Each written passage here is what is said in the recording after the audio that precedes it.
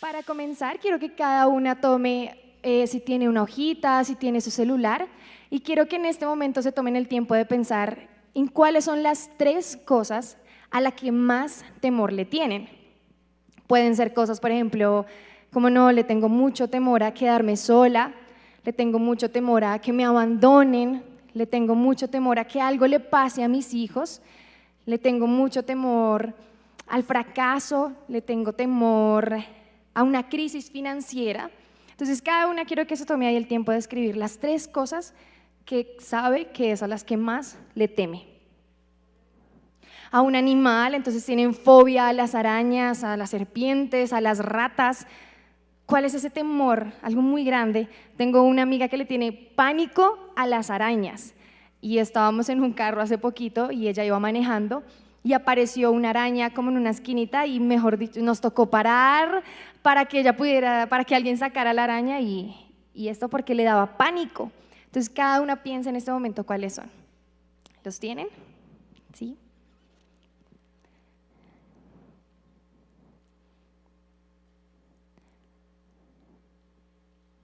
Tal vez también es temor a hablar en público, temor a las multitudes, a la gente, temor también a los hombres.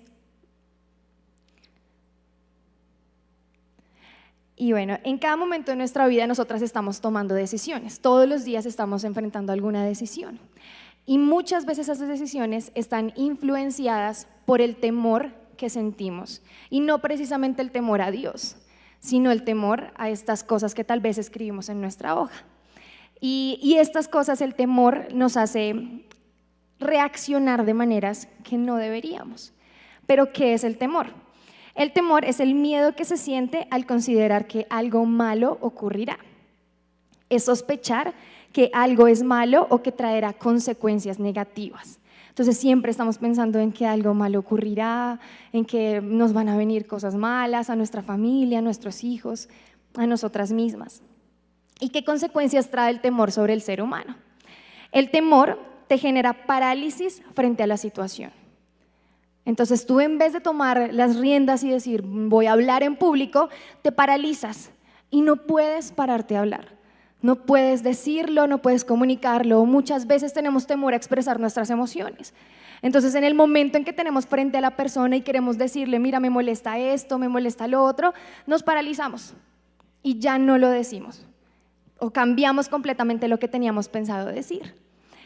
Nos pasa también entonces de pronto con decisiones que teníamos que tomar. Entonces era el momento para que tú te metieras en ese o emprendieras algo en tu vida, empezaras con ese negocio, pero el miedo te paralizó. ¿Y qué tal si fracaso? ¿Y qué tal si no sale? Y entonces hasta ahí te llegó. Entonces el temor paraliza.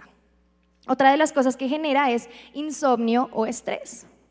Y esto me recuerda cuando yo antes era más joven y salía, más joven. Y salía, por ejemplo, entonces mi mamá empezaba con el pánico de, no, y si algo te pasa, pero tú estás chiquita y entonces ¿cómo te vas a venir así? Pero tú eres una niña, y empieza como el temor de pensar, no, algo malo le va a pasar y no duermo hasta que ella no esté en la casa, y mejor dicho, es un estrés por temor a que algo les pueda ocurrir a tus hijos. Entonces eso también genera el temor, te genera insomnio, te genera estrés por lo que va a pasar. Y otra de las cosas que genera es que el temor nos produce una baja autoestima. Y yo quiero que cada una piense cuál es el concepto que tienen de ustedes mismas. Tal vez sientes que eres una persona que no es capaz, que no es lo suficientemente bonita, que no es lo suficientemente agradable, que no es lo suficientemente inteligente para alcanzar ciertas cosas. Porque el temor lo que hace es generar eso en ti. Pero Dios me mostraba y me llevaba a pensar en qué ha generado ese temor en ti. Porque el temor es el producto de algo que ha ocurrido en tu vida antes y que por eso tú tienes esas reacciones. Entonces tenemos temor a hablar en público porque de pronto desde chiquiticas nos reprimieron y nos decían no digas, silencio, cuidado, se van a reír, no hables. Entonces generas ese temor, esa baja autoestima de decir mejor me callo. O de pronto tienes temor a los hombres o al abandono porque cuando eras joven, cuando eras chiquita, tu papá te abandonó porque en tu casa no tuviste esa figura masculina bien plantada. Y entonces a causa de eso tienes ese temor. Temor a la soledad, temor al abandono, tienes temor a expresar tus emociones. Entonces, en este momento pidámosle a Dios que nos muestre de dónde viene ese temor que estamos sintiendo. Y la pregunta es si todos esos temores están en este momento dominando tu vida, si son los que rigen las decisiones que estás tomando. Y todo esto me lleva a una mujer, específicamente dos mujeres, pero quiero comenzar con una y es Débora. Débora es una mujer impactante que está en la Biblia y quiero contarles un poco del contexto en el que ella vivía. Resulta que para este tiempo el pueblo de Israel ya había entrado a conquistar las tierras que Dios les había prometido, ya habían cruzado el Jordán, ya había pasado como todo el tiempo del desierto y ellos entran a las tierras prometidas y empiezan a batallar por conquistarlas y están bajo el dominio de Josué. Pero Josué, su líder, muere. Y obviamente el pueblo entonces al perder a su líder pues entra como en un desbalance y lo que hace Dios entonces es bueno, voy a levantar jueces para que empiecen a liderar al pueblo en este camino que les queda. Entonces Dios empieza a levantar varios jueces, pero los jueces normalmente eran hombres. Entonces levanta a los hombres y todo esto, pero vamos a ir a Jueces capítulo 2 versículo 10. Pasan muchas generaciones del pueblo de Dios. Y los primeros eran los que conocían a Dios de primerazo, esos que estuvieron en el desierto, que vieron la mano de Dios, la corrección de Dios. Pero lo que dice este versículo es lo siguiente, quiero que todos lo leamos, por favor. Y toda aquella generación también fue reunida a sus padres, y se levantó después de ellos otra generación que no conocía a Jehová, ni la obra que él había hecho por Israel. Entonces esta generación que estaba viviendo era una generación que no había visto la mano de Dios de la manera en que el otro pueblo lo había visto, sino que ellos seguramente habían escuchado las historias, pero no habían conocido la mano de Dios. Y en el colegio en el que yo trabajo, pues es un colegio cristiano. Y la mayoría de los niños pues crecen en hogares cristianos, pero no conocen a Dios como su papá, sino como su abuelo. Ese es el Dios de mis papás. Ese es el Dios donde vamos a la iglesia, donde estamos allí, pero no es su Dios. Y yo creo que este pueblo era así. O sea, ellos sabían que Dios había hecho algo en las generaciones pasadas, pero no era su Dios. Ellos no se habían apropiado de él. Y este pueblo entonces tenía desconocimiento del poder de Dios. Entonces imagínense el contexto. Se levanta un pueblo que desobedece a Dios todo el tiempo, que desagrada a Dios, que hacen todo lo que no es posible. Y los jueces que Dios levanta, intentan como conducirlos hacia el camino que es. No pequen más, no más ídolos, no más lo pagano, pero el pueblo sigue y sigue y sigue en lo mismo. Y vamos a ir a Jueces 2, del 1 al 3. Dice, el ángel de Jehová subió de Gilgal a Boquim y dijo, yo os saqué de Egipto y os introduje en la tierra a la cual había jurado a vuestros padres diciendo, no invalidaré jamás mi pacto con vosotros, con tal de que vosotros no hagáis pacto con los moradores de esta tierra, cuyos altares habéis de derribar, mas vosotros no habéis atendido a mi voz. ¿Por qué habéis hecho esto? Por tanto, yo también digo, no los echaré de delante de vosotros, sino que serán azotes para vuestros costados, y sus dioses os serán tropezadero. Entonces Dios les dijo, ¿saben qué? O sea, ustedes no han entendido lo que tienen que hacer y quieren seguir haciendo lo malo, entonces háganlo. Pero yo ya no los voy a librar de la mano de ellos. Yo ya no voy a estar ahí para defenderlos, sino que ustedes van a quedar al descubierto delante del otro pueblo. Entonces el pueblo estaba en medio de una esclavitud, estaba totalmente, ¿cómo se dice eso?, desprotegido delante de sus enemigos. Ya no contaban con el respaldo de Dios como lo habían hecho antes, sino que estaban en medio de este momento. Y Dios entonces levanta a Débora, y Débora es una mujer que profetiza. Dios le habla acerca de lo que va a suceder. Y se levanta esta mujer como juez, e imagínense liderar a un pueblo, primero siendo mujer, en medio de una generación que era el hombre la cabeza, el hombre delante, el hombre el guerrero, el hombre que frentea, y en este pueblo levanta a una mujer. y la pone a ella. Y yo creo que es porque Dios ve en la mujer una capacidad muy especial. En ese tiempo, lo que les digo, había levantado a hombres, pero aquí decide a la mujer, como quien dice, ellos no pudieron, vamos a poner a la mujer. Y no es porque la mujer tenga que ocupar el lugar del hombre, sino que creo que en este punto le había dado a ella algo muy especial para hacer y confía en las capacidades que ella tiene. Entonces quiero que pienses en este momento cuál es el contexto en el cual se ha movido tu temor. Tal vez vienes de un contexto en donde todo te indica que estás destinada al fracaso, en donde tal vez no ves la oportunidad de decir voy a salir adelante con mis finanzas, voy a salir adelante, sino que todo te indica que no puedes. O con tus hijos, han crecido en un momento en donde la generación es difícil, en donde no conocen a Dios, en donde por más de que tú intentas llamarlos y han escuchado palabras, siguen apartados del camino. Y este era el pueblo que ella estaba liderando.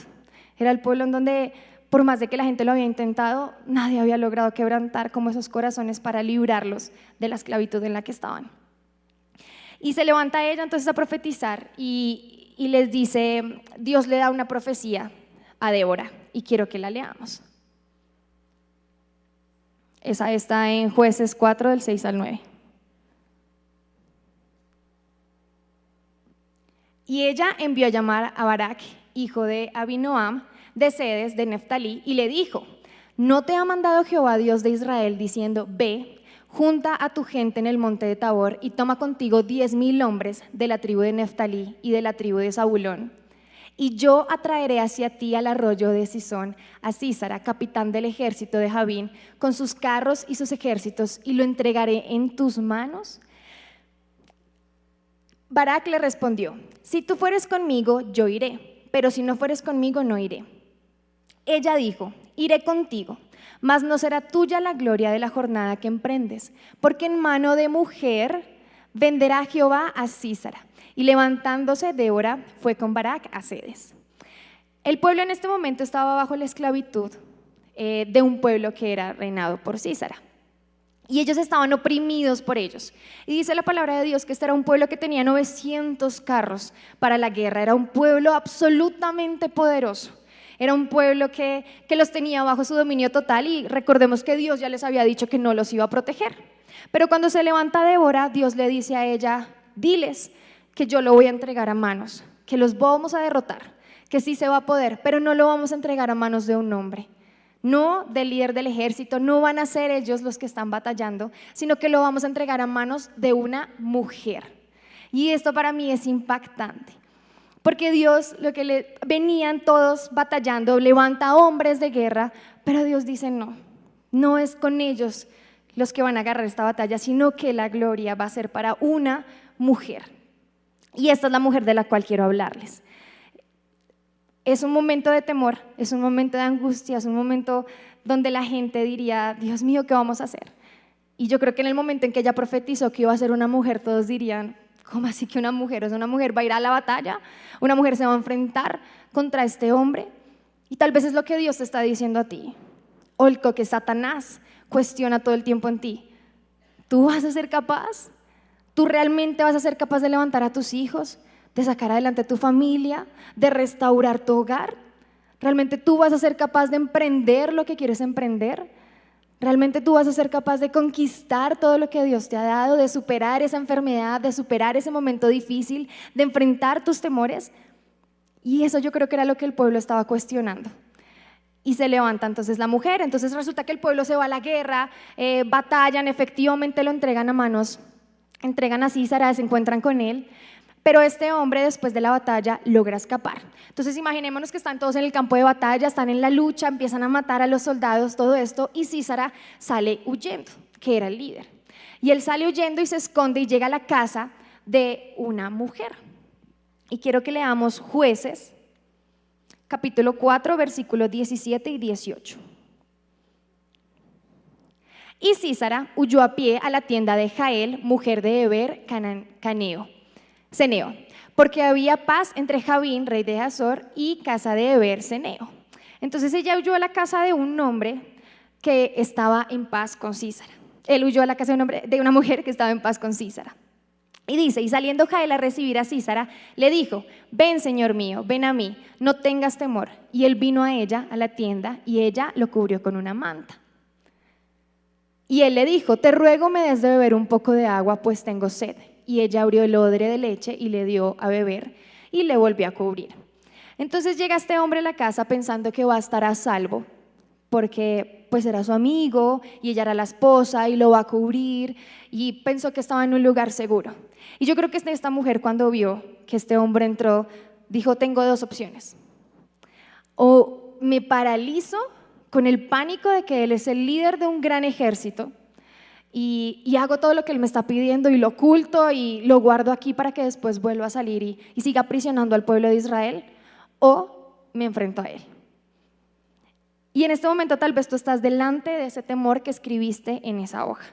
El temor del porvenir, el temor de las decisiones que tienes que tomar. Y es una decisión la que tenemos que tomar para poder vencer el temor que tengamos. Y ella se encontraba en ese momento. Y quiero que sigamos leyendo para ver lo que sucedió, Jueces 4, 19 al 21. Y él le dijo, te ruego me des beber un poco de agua, pues tengo de beber. Bueno, y le dio la leche. Siguiente, por favor. Y él le dijo, estate a la puerta de la tienda y si alguien viniere y te preguntare diciendo, ¿hay aquí alguno? Tú responderás que no. Pero Jael, mujer de Heber, tomó una estaca de la tienda y poniendo un mazo en su mano, se le acercó calladamente y le metió la estaca por las sienes y le enclavó en la tierra, pues él estaba cargado de sueño y cansado. Y así murió. ¿Qué hizo esta mujer? Tomó el palo y se lo clavó hasta matarlo. Y uno diría, pues qué radical, ¿no? Qué violenta también haber tomado la decisión de matar a este hombre. Pero si tú lo llevas al contexto espiritual, lo que Dios quiere en este momento es que tú acabes con el temor que tienes en tu vida. Que tú erradiques de ti todo aquello que te está impidiendo hacer lo que Dios espera de ti. Muchas veces pensamos que no somos capaces de hacerlo o que nosotras no somos escogidas por Dios para ese propósito. Pero Dios necesita hoy que tú acabes con el temor que está impidiendo que la mano de Dios se mueva. Porque el temor es fe negativa. Creo plenamente en que el hombre nunca pierde su fe, sino que la redirecciona. Entonces la fe que tú tenías en que algo bueno podía ocurrir, en que Dios podía hacerlo, en que grandes cosas iban a venir, se redirecciona y ahora piensas que todo lo malo va a venir, que no va a ocurrir, que algo va a llegar a pasar. Y lo que les decía con sus hijos me causa curiosidad porque mi mami tiene algo y es que antes cuando ella venía como las noticias y todo eso quedaba psicoseada de que algo nos iba a pasar. Entonces yo le decía, mami, ya no veas entonces las noticias. Y estábamos hablando esta mañana y me dijo, me estaba viendo el caso Colmenares. Y yo, me dijo, me tocó parar porque me asusté. Y yo, ay, mamá. Porque cuando vemos la realidad y vemos el entorno, ¿qué hacemos? Nos llenamos de temor, nos llenamos de angustia de lo que va a poder pasar. Y esta mujer, yo creo que en medio de todo el contexto en el que estaba viviendo, pues vivían llenos de temor y yo creo que ella tenía pánico cuando ella tomó ese palo para poder matar a este hombre. ¿Qué pasaba si se levantaba? Pues era un hombre de guerra, ¿no lo hubiese podido acabar?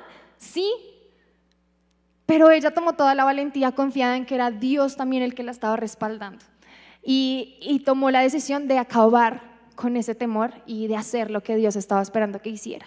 Y eso era lo que había profetizado antes de Débora, que él iba a ser entregado a manos de una mujer. Y yo creo que las capacidades que Dios ve en una mujer son tremendas. La mujer es la que edifica su casa, dice la palabra de Dios. ¿Y edificar qué es? Es cavar, es empezar a construir, es poner los cimientos de su casa. Entonces, mujer, tú estás llamada a construir tu hogar, a ser la que de rodillas gana la batalla, a ser la que une la familia. Y yo quiero contarles un poco de mi familia. En mi casa, cuando la monita hablaba del matrimonio, de que la mujer también aporta sus hijos cuando viene con hijos, pues mis papás son separados.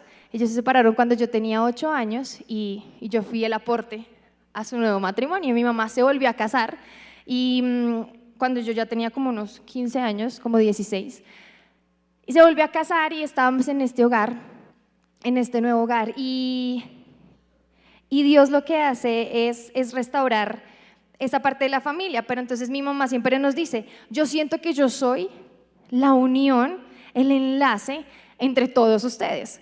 Somos 6 en total en la casa, 4 hijos, el esposo de mi mami y mi mami. Y ella me dice, yo siento que yo soy la unión.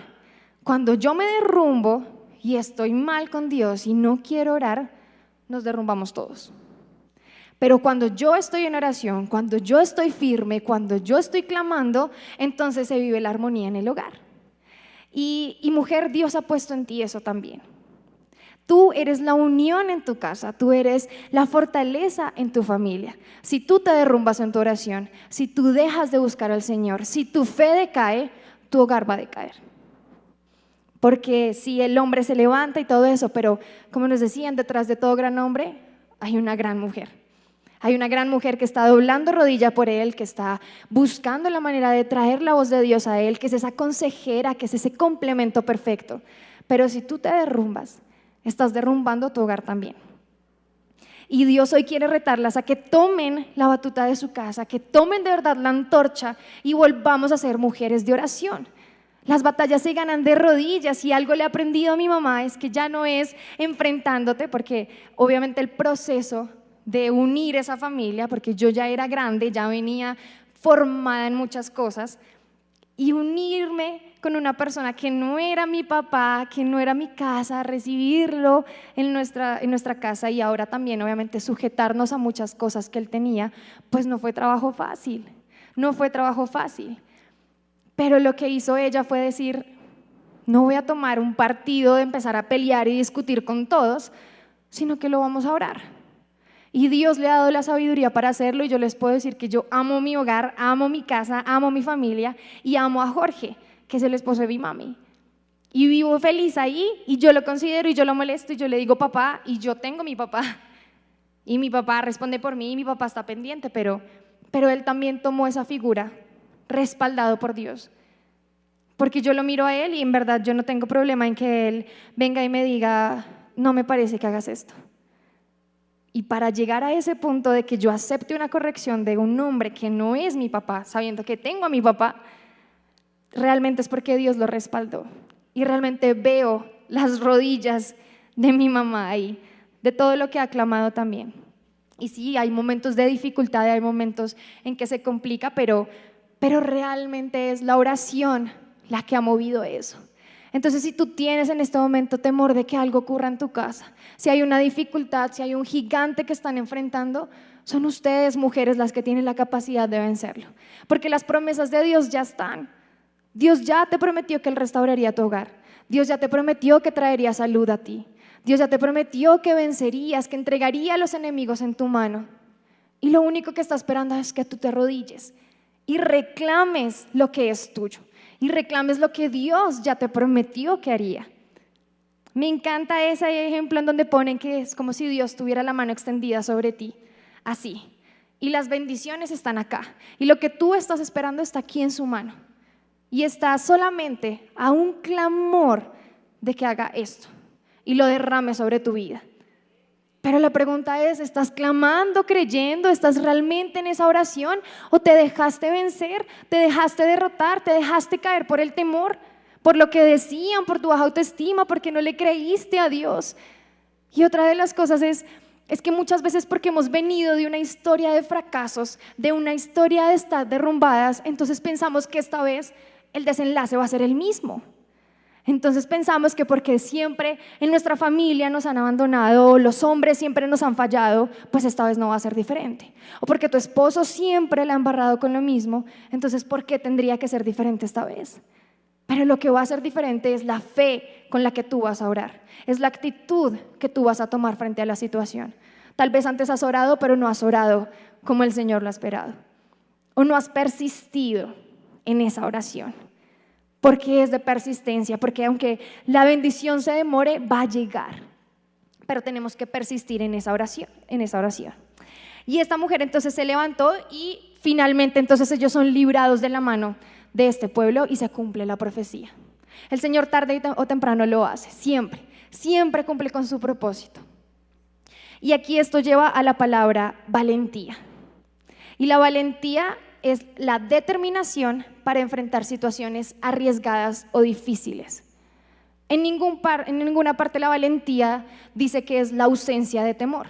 El temor va a estar, puedes sentir temor, pero el punto está en que te levantes y enfrentes ese temor y lo derrotes.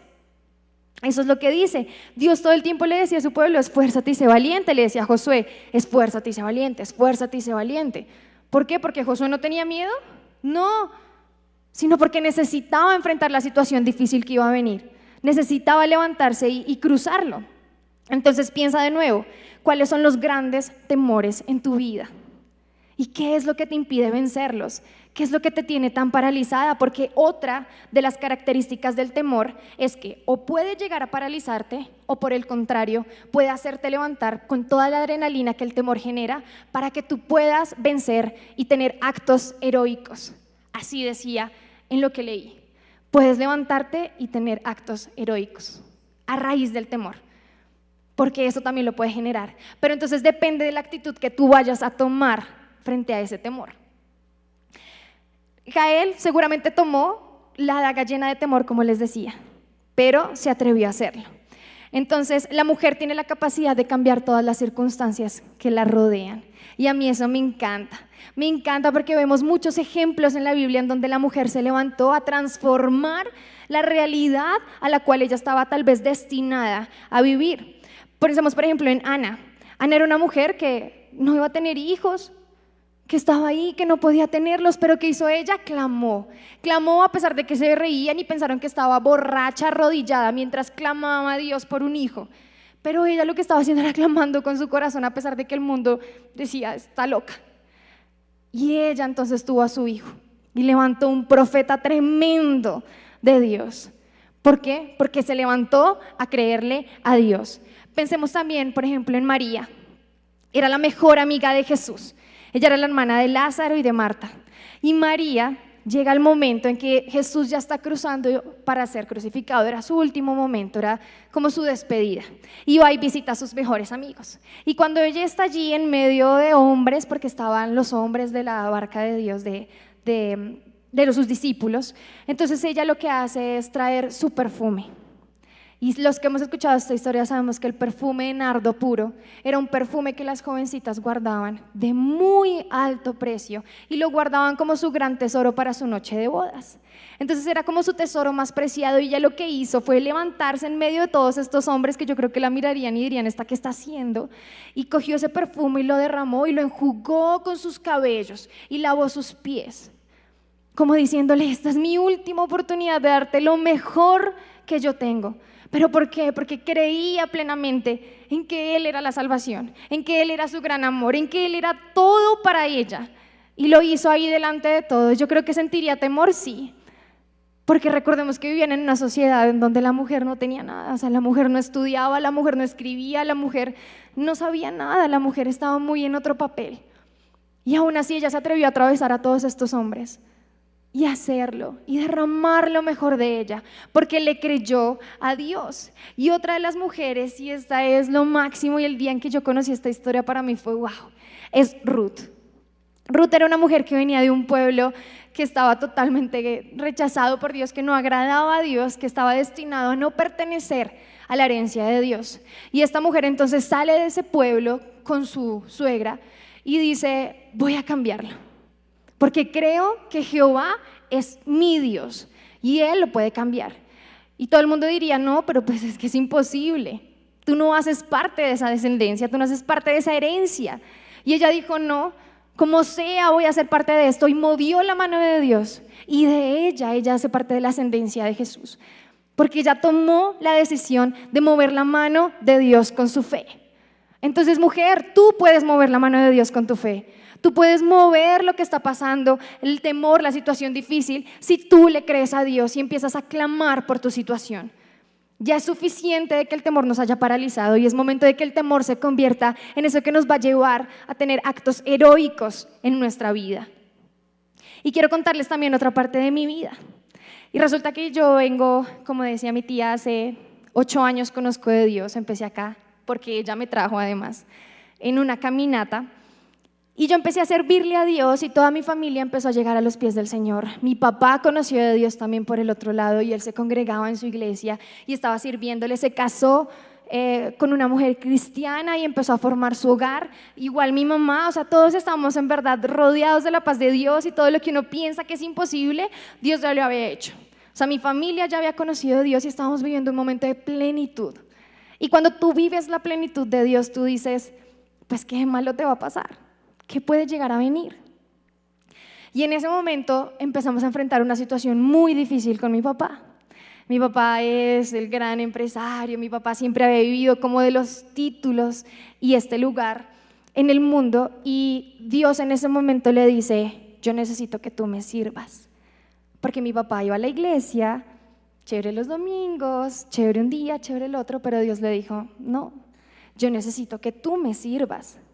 Y mi papá, me acuerdo mucho que me dijo, Ana, yo le dije a Dios que yo le iba a empezar a servir cuando yo cumpliera los 50 años.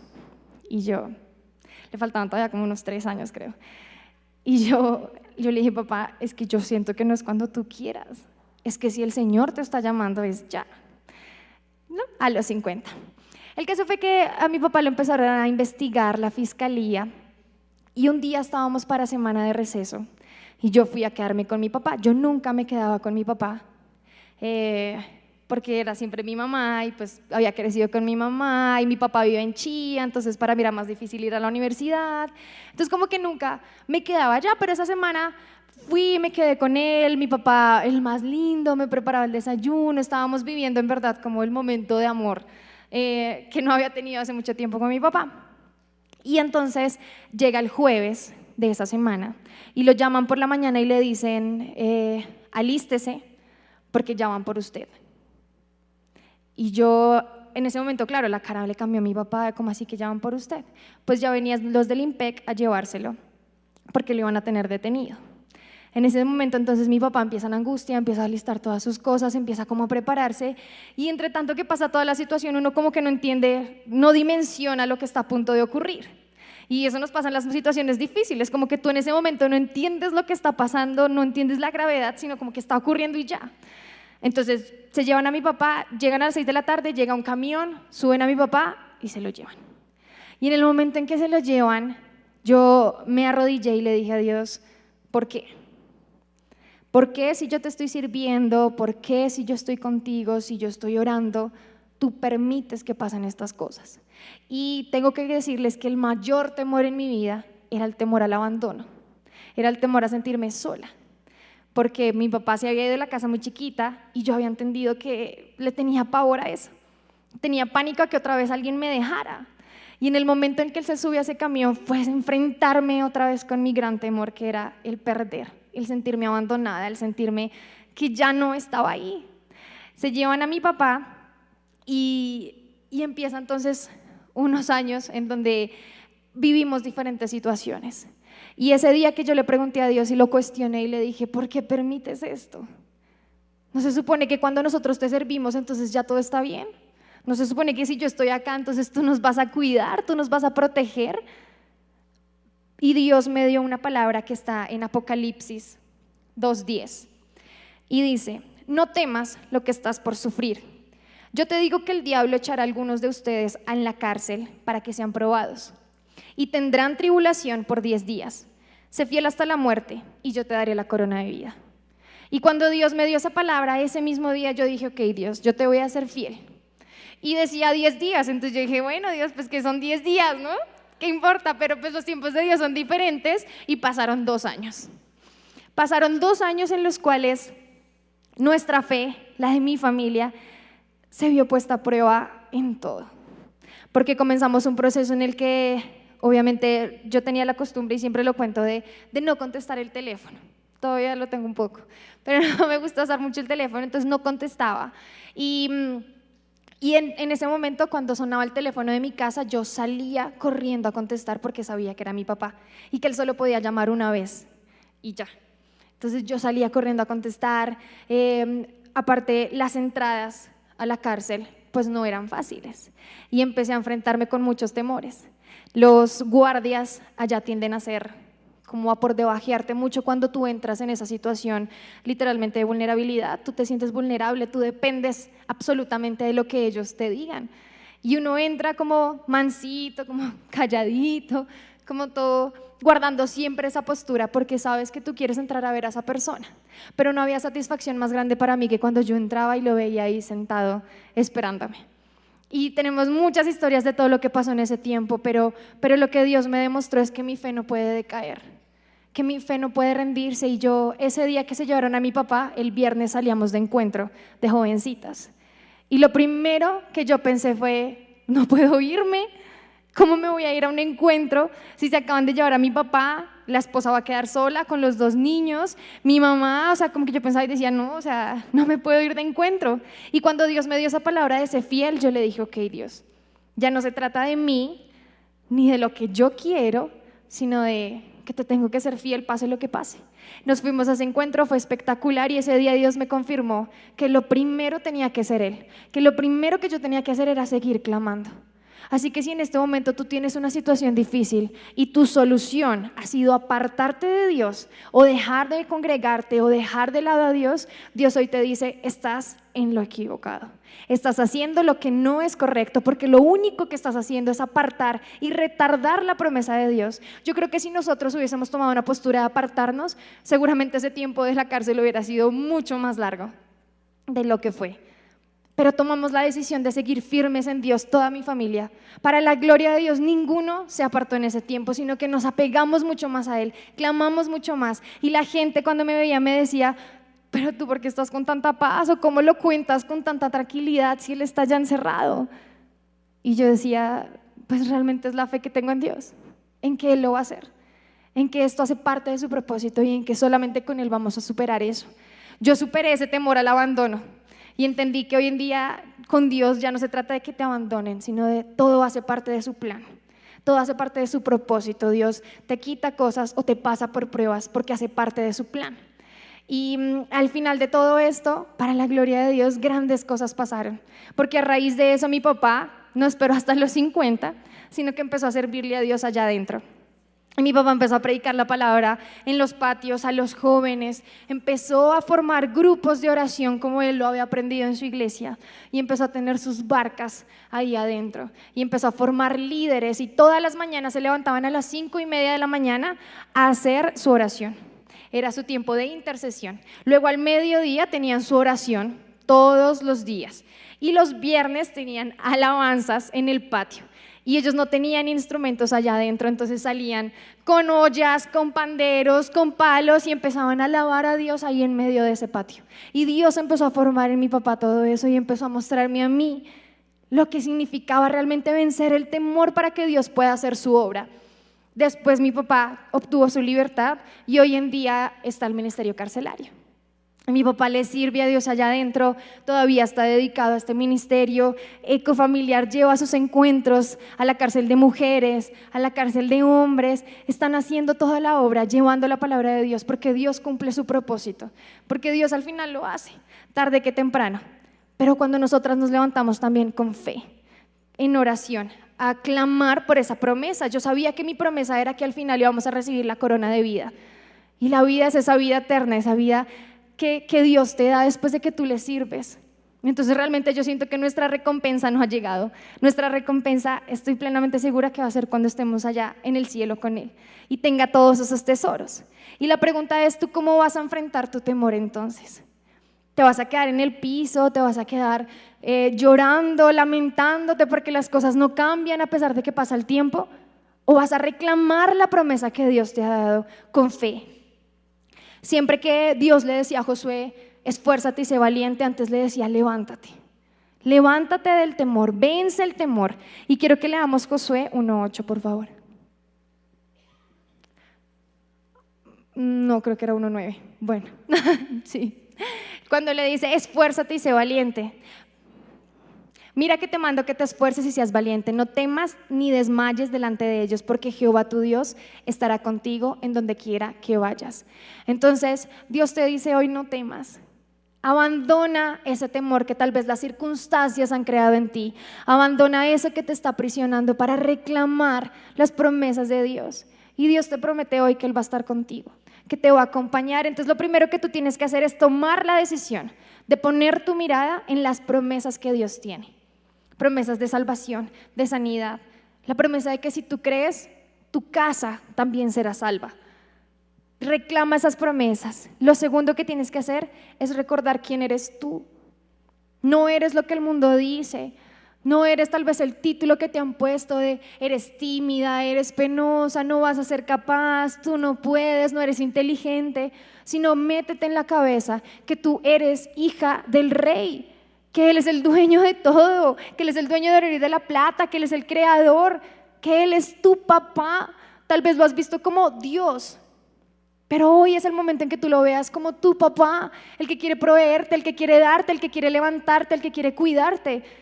Como es un papá, protege a sus hijos, quiere lo mejor para ellos. Y así es Dios. Entonces recuerda quién eres tú. Y lo tercero es que te levantes y empieces a dar pasos de fe. Empieces realmente a con tus acciones mostrar que estás creyendo en lo que Dios está haciendo en tu casa. La fe no es simplemente decir, ay, yo lo creo, pero igual sentir ese temor y quedarte quieta. La fe es decir, tengo temor, pero creo que Dios lo puede hacer. Y me levanto y empiezo a actuar. Me levanto y sirvo. Me levanto y sigo clamando por mi familia y sigo haciéndolo. Y es empezar a declarar con tus palabras que eso va a ocurrir. Porque también atamos con nuestras palabras a nuestra familia. Ay, es que él no va a cambiar nunca. Es terrible. No, es que esto, tal cosa, lo otro. No. Que tus palabras siempre declaren bendición. Y que tus quejas y tus reclamos sean de rodillas, en lo oculto, en oración, donde Satanás no lo puede utilizar en tu contra. Allí es en donde tenemos que sacarlo. Y si no hay provisión en tu hogar, y si no hay eso que tú estás esperando, entonces clámalo y empieza a verlo con los ojos de la fe, porque eso es lo que quiere Dios.